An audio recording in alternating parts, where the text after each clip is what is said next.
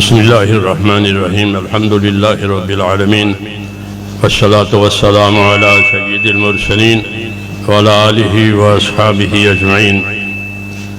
میرے بزرگوں اور پیارے بھائیوں، اللہ تعالیٰ آپ حضرات کی خدمات کو قبول فرماوے، پورے عالم میں حق اور ہدایت کے عام ہونے کا ذریعہ فرماوے۔ اللہ کا دین یہ ہمارے پاس امانت ہے، ہمارے پاس امانت ہے، اس کی حفاظت بھی ہماری ذمہ ہے، اس کے ارشاد بھی ہمارے ذمہ ہے، اور اپنی ذات سے اس پر استقامت کرنا بھی ضروری ہے۔ اسی سے ہماری عزت ہے۔ دین ہے تو سب کچھ ہے، دین نہیں ہے تو کچھ نہیں ہے۔ اور دین میں بڑی چیز ایمان اور علم ہے، جیسا امام غزالی رحمۃ اللہ علیہ فرماتے ہیں کہ دو ہی چیزیں ہمارے پاس بڑی ہے جو اللہ کی طرف سے ہم کو ملی ہے، ایک ایمان ملا ہے اور ایک علم ملا ہے۔ ایمان یہ تو اللہ کے تعلق کا نام ہے کہ ایمان لایا، یعنی میں نے اپنا اللہ سے تعلق پیدا کر دیا، بندگی کا اور عبدیت کا، یہ ایمان ہوا۔ اور ایمان کا تقاضا اطاعت ہوتا ہے کہ اللہ پر ایمان لا کر کیا کرنا ہے، کہ اللہ کی اطاعت کرنی ہے۔ تمام نبیوں کو اللہ تعالیٰ نے اطاعت قائم کرانے کے لیے روئے زمین پر بھیجا ہے۔ وَمَا أَرْسَلْنَا مِن رَّسُولٍ إِلَّا لِيُطَاعَ بِإِذْنِ اللَّهِ۔ تو اطاعت قائم کرانے کے لیے نبیوں کو بھیجا ہے، اور اطاعت علم کے بغیر ہو ہی نہیں سکتی، اس لیے اللہ تعالیٰ نے نبیوں کو جس طرح بھیجا ان کے ساتھ یہ علم اتارا ہے۔ علم الہی یہ بڑا شرف ہے۔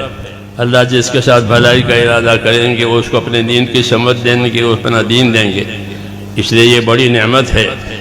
خصوصاً قرآن و حدیث یہ تو اصل علم ہے، یہی حضور کے پاس تھا، اسی کی تبلیغ کی، اسی کی تعلیم دی، اسی سے تربیت ہوئی ہے، تو یہ بڑی نعمت ہے۔ جس کو یہ ملا وہ خیر کثیر اس کو مل گئی۔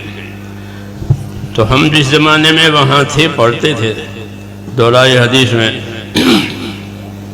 تو جب ہمارا سال ختم ہوا 149 تھے ہم لوگ، 150 میں ایک کم، تو حضرت رحمۃ اللہ علیہ نے بخاری شریف ہماری ختم کرائی، پھر اپنی چوکی پر کھڑے ہو گئے۔ اللہ ان کو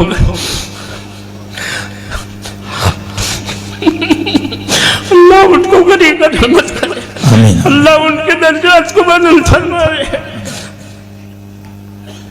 ہم لوگوں کو اپنے چوکی پر کھڑے ہو کر کے بخاری شریف کی اور ترمذی شریف کی اجازت دی ہے کہ میں تم لوگوں کو اجازت دیتا ہوں۔ یہی ایک شرف اللہ نے ہم کو بھی دیا ہے۔ اس لیے جیسے میرے حضرت رحمۃ اللہ علیہ نے مجھ کو اجازت دی تھی بخاری شریف کی اور ترمذی شریف کی، تو ان پڑھنے والوں کو بھی میں اپنی طرف سے ایسی اجازت دیتا ہوں جس کی میری شیخ نے مجھے۔ اللہ تعالیٰ مجھے بھی قبول فرمائے، آپ کو بھی قبول فرمائے۔ علم کا مقصد کہ علم کیوں اترا ہے؟ علم تو اس لیے اترا ہے تاکہ اللہ سے اپنا تعلق صحیح کیا جائے۔ عقائد میں، اعمال میں، اخلاق میں، سب چیزوں میں علم رہبری کرتا ہے، اس لیے صحیح علم لینا ہے، اور سب سے پہلے اپنے آپ کو اپنے علم کے تابع کرنا ہے۔ جو اپنے علم کے تابع کرے گا وہ ہے عادل، عدول، اور عادل اسے کہتے ہیں کہ جو اپنے آپ کو اپنے علم کے تابع کرے، اور جو اپنے علم کے تابع اپنے آپ کو نہ کرے اس کو فاسق کہتے ہیں۔ اللہ نے بنی اسرائیل کے علماء کو عام طور سے فرمایا کہ ان کی اکثریت فاسق ہے، حالانکہ ان کے پاس علم ہے۔ کیوں؟ کہ وہ اپنے علم کے تابع نہیں تھے، انہوں نے علم کو اپنے تابع کیا تھا، علم کو اپنے تابع کیا تھا۔ وہ تحریف بھی کرتے تھے، تعویل بھی کرتے تھے، جی ہاں، اس لیے ان کو کہا کہ ان کی اکثریت فاسق ہے۔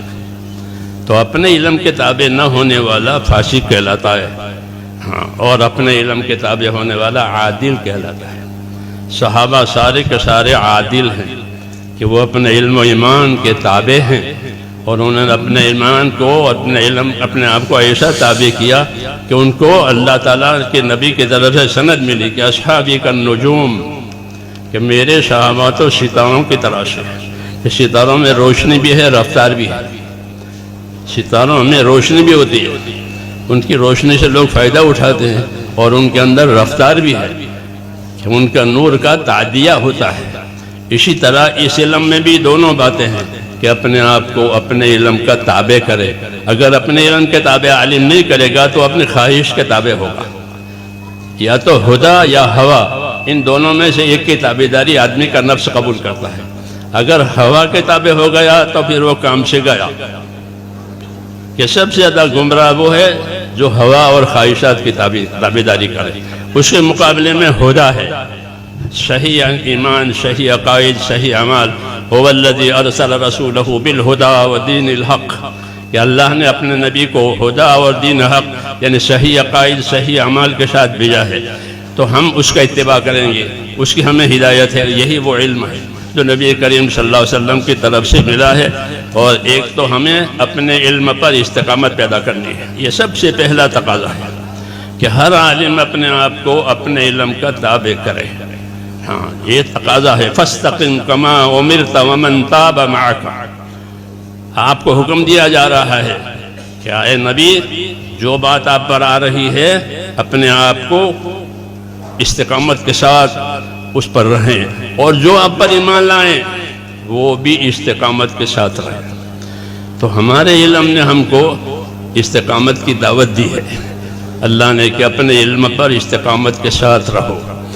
دوسری ذمہ داری کہ علم کو اللہ نے ایک مشترک سرمایہ بنا کر کے اتارا ہے کہ اس میں سب کا حصہ ہے. جیسے بارش کے پانی میں سب کی روزی ہے. حضور صلی اللہ علیہ وسلم اپنے علم کی مثال بارش کے پانی سے دیتے تھے. مثل ما بعثنی اللہ من العلم والہدی کمثل غیث الی آخر حدیث، کہ جو علم و ہدایت دے کر پروردگار نے مجھ کو بھیجا ہے وہ ایسا ہے جیسا کہ آنے والی بارش. تو بارش میں سب کا رزق ہے، بارش میں سب کی حیات کا سامان ہے. اسی طرح حضور صلی اللہ علیہ وسلم جو علوم لے کر آئے ہیں وہ علوم انسانیت کے ہر طبقے کے لیے ہدایت کا بھی سبب ہے، نجات کا بھی سبب ہے. حاکموں کا طبقہ، تاجروں کا طبقہ، زراعت کرنے والوں کا طبقہ، ملازمین کا طبقہ، یہ معیشت کے 4 طبقے ہوتے ہیں ہر زمانے میں. تو ان تمام طبقوں کے لیے رہبری اس علم میں ہے کہ وہ اپنے آپ کو اس علم کے تابع کرے. مولانا محمد یوسف صاحب رحمۃ اللہ علیہ فرماتے تھے کہ ہمارے دین میں ہر شعبے کے فضائل ہیں، ہر شعبے کے مسائل ہیں. ہمارے دین میں ہر شعبے کے فضائل ہیں، ہر شعبے کے مسائل ہیں. حکومت اور اقتدار کے فضائل ہیں، اس کے مسائل ہیں. تجارت کے فضائل ہیں، تجارت کے مسائل ہیں. زراعت کے فضائل ہیں، زراعت کے مسائل ہیں. مزدوری کے فضائل ہیں، مزدوری کے مسائل ہیں. یہ معیشت کے شعبے ہیں، گزارے کے شعبے ہیں یہ. تو ان چاروں شعبوں کی رہبری اس علم میں جو اتارا ہے. اس لیے یہ مشترک سرمایہ ہے سب کے لیے کہ جن کے پاس آوے یہ علم وہ اپنے آپ کو اس کا تابع کرے.